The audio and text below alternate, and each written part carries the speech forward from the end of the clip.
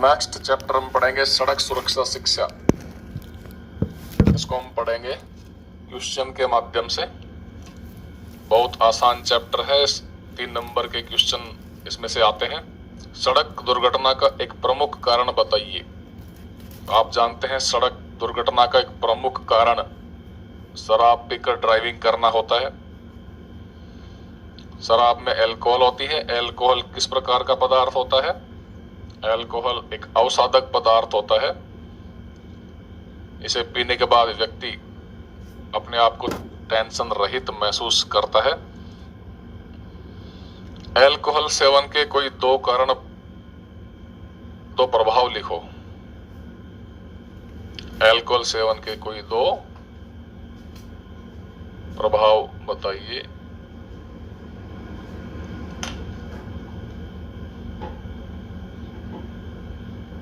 क्या प्रभाव पड़ेंगे?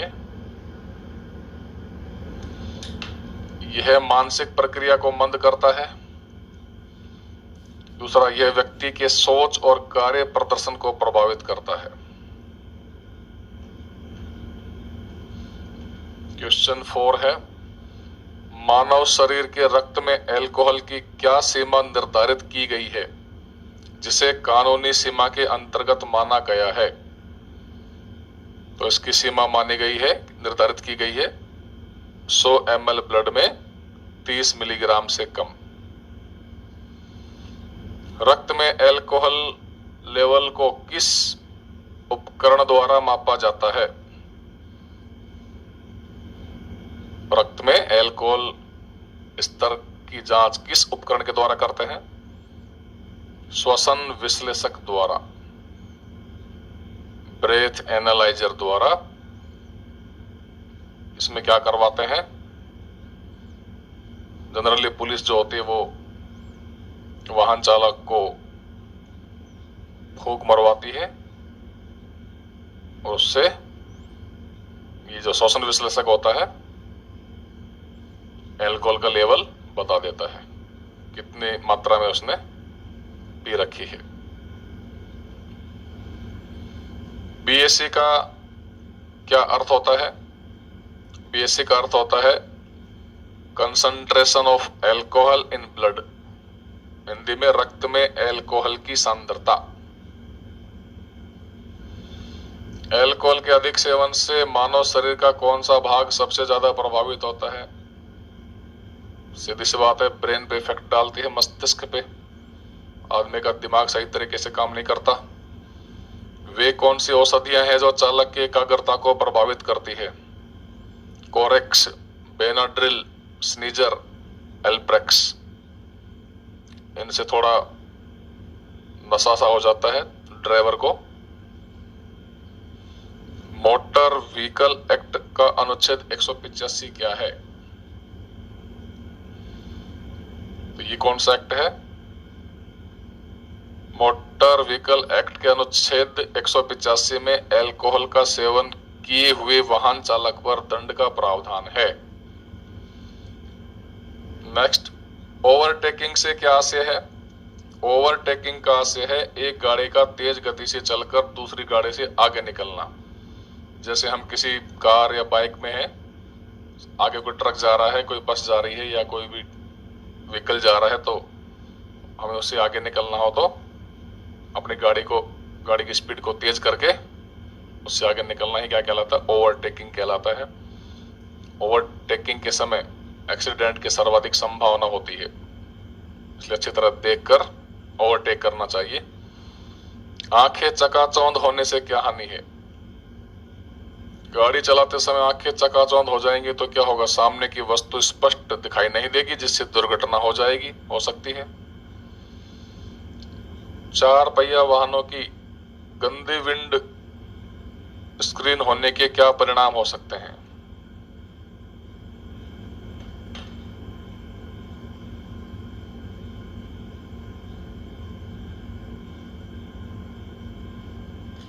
चार पहिया वाहनों की विंड स्क्रीन गंदी होगी तो क्या होगा? उससे ड्राइवर की या चालक की दृष्टि दुर्बल हो जाती है। साफ दिखाई नहीं देगा आगे का। तो 4 पहिया वाहनों की गंदी विंड स्क्रीन हमारी दृष्टि को दुर्बल बनाती है, जिससे दुर्घटना हो सकती है। नेक्स्ट, कम दिखाई देने की स्थिति में कोहरे में वाहन चालक को वाहन चलाते समय क्या करना चाहिए? कम दिखाई देना मतलब कम दृश्यता की स्थिति में फॉग लाइट और डीपर का प्रयोग करना चाहिए।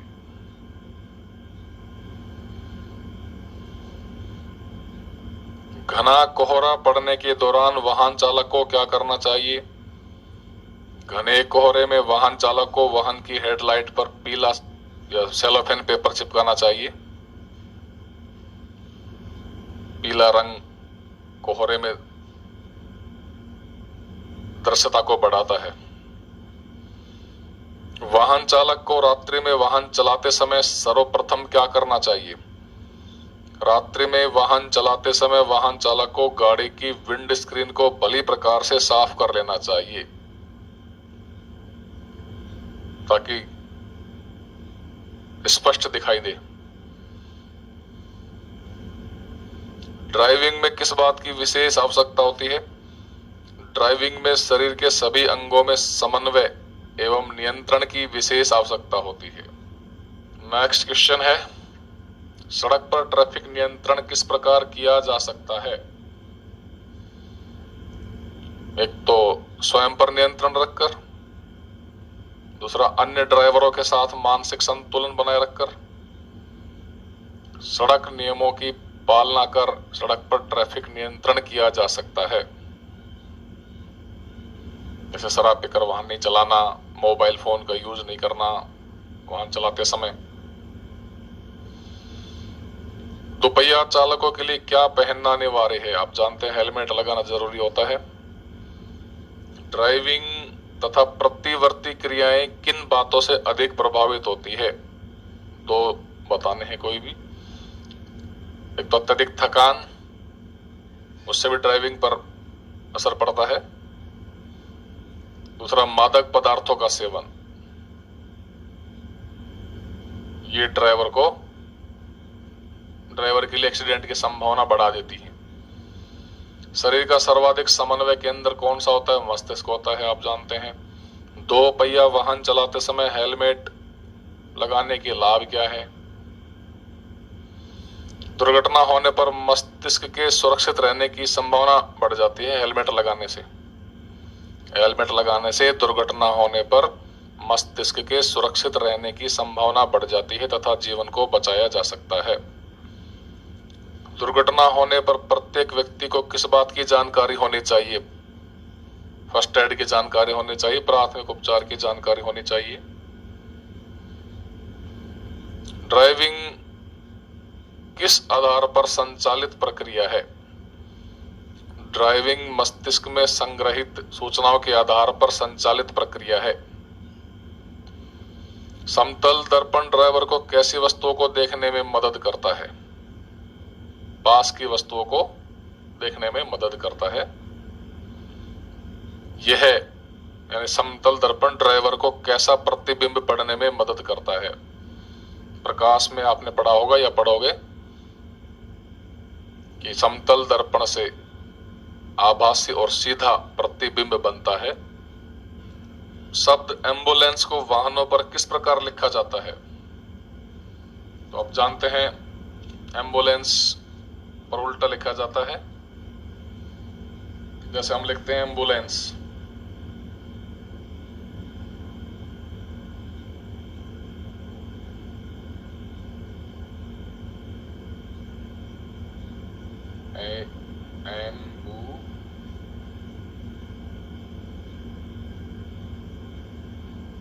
Lens LANCE।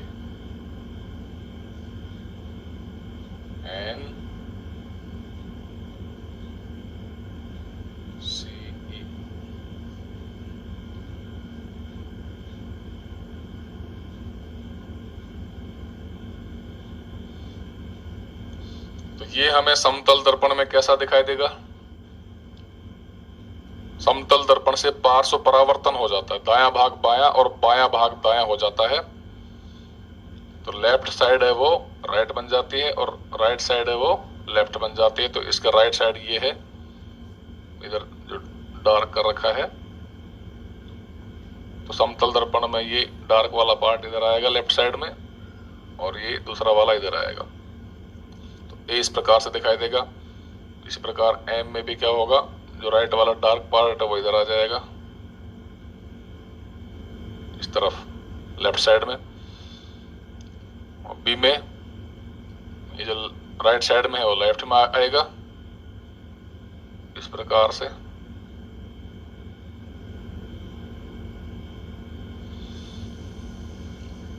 यू की लेफ्ट साइड राइट में जाएगी, राइट वाली लेफ्ट में आएगी।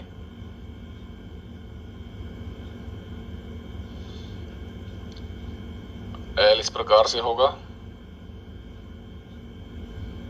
ये पहले की तरह साइड चेंज होगी।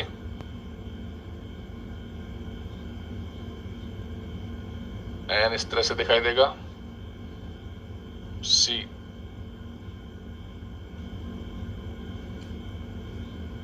इस तरह दिखाई देगा और ई इस प्रकार से। तो एम्बुलेंस पर इस प्रकार से लिखा होता है और वाहन चालकों को वो फिर सीधा होके इस प्रकार से दिखाई देता है, क्योंकि समतल दर्पण से क्या होता है, बिंब का पार्श्व परावर्तन होता है। समांतर प्रकाश पुंज कैसे प्राप्त करते हैं? समांतर प्रकाश पुंज प्राप्त करने के लिए अवतल दर्पण का प्रयोग किया जाता है, जो किरणों को फोकसित करता है। तो अवतल दर्पणों का वाहनों की हेडलाइट में प्रयोग से समांतर प्रकाश पुंज प्राप्त किया जाता है। कॉनकेव मिरर यूज करेंगे तो उससे एक पैरेलल बीम प्राप्त होगा, समांतर प्रकाश पुंज, क्योंकि किरणों को ये समेटता है, अभिसारित करता है। ड्राइवरों को व्यस्त ट्रैफिक या रात्रि में कैसा तीव्रता वाला प्रकाश पुंज प्रयोग करना चाहिए? कम तीव्रता वाला प्रकाश पुंज उपयोग करना चाहिए। ज्यादा तीव्रता वाला सामने वाले ड्राइवर को चकाचौंध करेगा, जिससे एक्सीडेंट की संभावना बढ़ जाती है। व्यस्त ट्रैफिक की बात है ये। तेज प्रकाश पुंज का प्रयोग कहां पर और क्यों करना चाहिए? तेज प्रकाश पुंज का प्रयोग हाईवे पर करना चाहिए, राजमार्गों पर करना चाहिए, जिससे दूर की वस्तुओं को ड्राइवर पहले ही देख सके, एडवांस में देख सके। दूरस्थ वस्तुओं को ड्राइवर अग्रिम में ही देख सके, जल्दी उसको दिख जाए। स्ट्रीट लाइट में सड़कों को प्रकाश युक्त करने हेतु तो कौन सा दर्पण प्रयोग करते हैं? तो स्ट्रीट लाइट में ये प्रकाश वाले चैप्टर में हम पढ़ेंगे, अवतल दर्पण यूज किया जाता है। ऑटोमोबाइल में विद्युत धारा का स्रोत क्या होता है? आप जानते हैं मोटरसाइकिल कार में किसका यूज होता है? बैटरी का यूज होता है। सेल व बैटरी में क्या प्रमुख अंतर है? सेल एकल इकाई है और दो या दो से अधिक हो जाते हैं तो वो बैटरी कहलाता है। उस युक्ति का नाम लिखिए जो किसी चालक के सिरों पर विभवांतर बनाए रखने में सहायता करती है। तो ये क्या है? बैटरी या विद्युत सेल। सर्दी के दिनों में मोटरसाइकिल कार स्टार्ट करना कठिन क्यों हो जाता है? सर्दी के दिनों में तापमान घट जाने के कारण बैटरी के अंदर विद्युत अपघटय, जो इलेक्ट्रोलाइट होता है, एसिड वगैरह का घोल होता है, तो विद्युत अपघटय का प्रतिरोध, जिसको बैटरी का आंतरिक प्रतिरोध कहते हैं, वो बढ़ जाता है, जिससे धारा का मान कम प्राप्त होता है, अतः बैटरी से कम धारा प्राप्त होती है।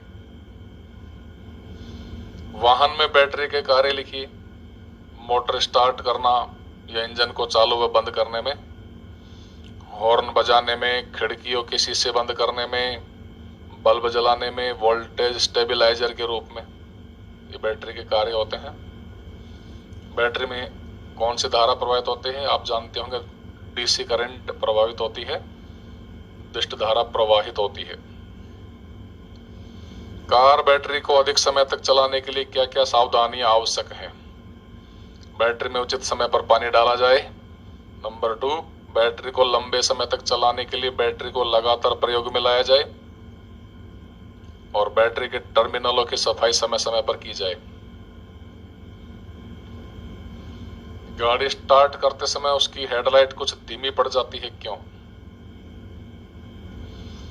गाड़ी स्टार्ट करने पर स्टार्टर गाड़ी की बैटरी से एक उच्च धारा का मान लेता है। शुरू में ज्यादा धारा खींचता है स्टार्टर।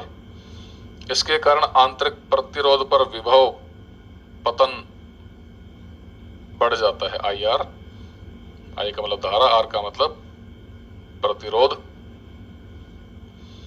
तो IR क्या होता है? वोल्टेज होता है, विभवपात होता है। तो गाड़ी स्टार्ट करने पर क्या होगा? स्टार्टर गाड़ी के बैटरी से एक हाई करंट खींचता है, उच्च धारा का मान लेता है, जिसके कारण आंतरिक प्रतिरोध पर विभव पतन बढ़ जाता है, जिससे बाह्य विभवांतर के मान में कमी आ जाती है। इसके कारण ही कार की हेडलाइट कुछ मंद पड़ जाती है, डिम पड़ जाती है। क्वेश्चन एग्जाम में आ सकते हैं। लंबे समय तक बैटरी का प्रयोग नहीं किया जाए तो बैटरी डिस्चार्ज क्यों हो जाती है? यदि हम लंबे समय तक बैटरी का प्रयोग नहीं करते हैं तो इसके इलेक्ट्रोलाइट यानी विद्युत अपघटय और पानी हाइड्रोजन गैस बनकर बाहर निकल जाते हैं। घोल होता है उसका बैटरी का, पानी के साथ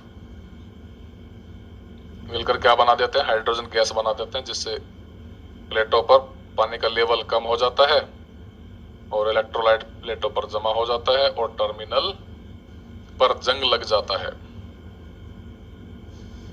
इस कारण बैटरी निरावेशित हो जाती है, डिस्चार्ज हो जाती है और काम करना बंद कर देती है। क्या रक्त में अल्कोहल का स्तर व्यायाम, कॉफी, औषधि आदि द्वारा कम किया जा सकता है? हाँ, एक्सरसाइज करते हैं, मेडिसिन लेते हैं, तो इससे क्या होगा?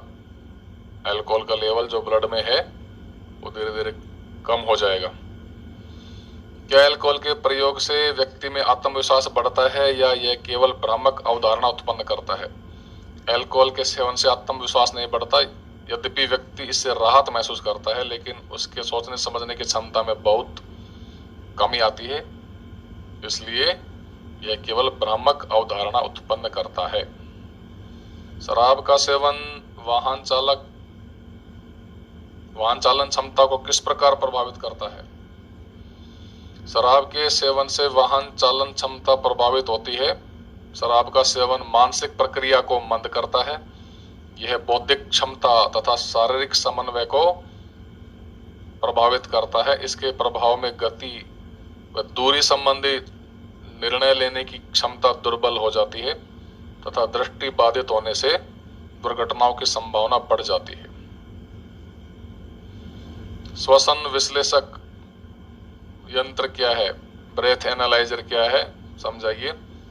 श्वसन विश्लेषक यंत्र द्वारा वाहन चालकों के रक्त में अल्कोहल सांद्रता BAC ज्ञात की जाती है, concentration of alcohol in blood.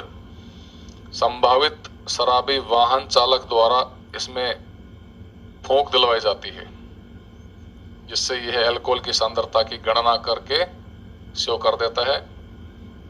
यदि यह निर्धारित सीमा स्तर 30 मिलीग्राम से अधिक है तो वाहन चालक को दंडित किया जाता है। क्या कुछ दवाइयां भी वाहन चालक के स्वास्थ्य पर प्रतिकूल प्रभाव डालती है?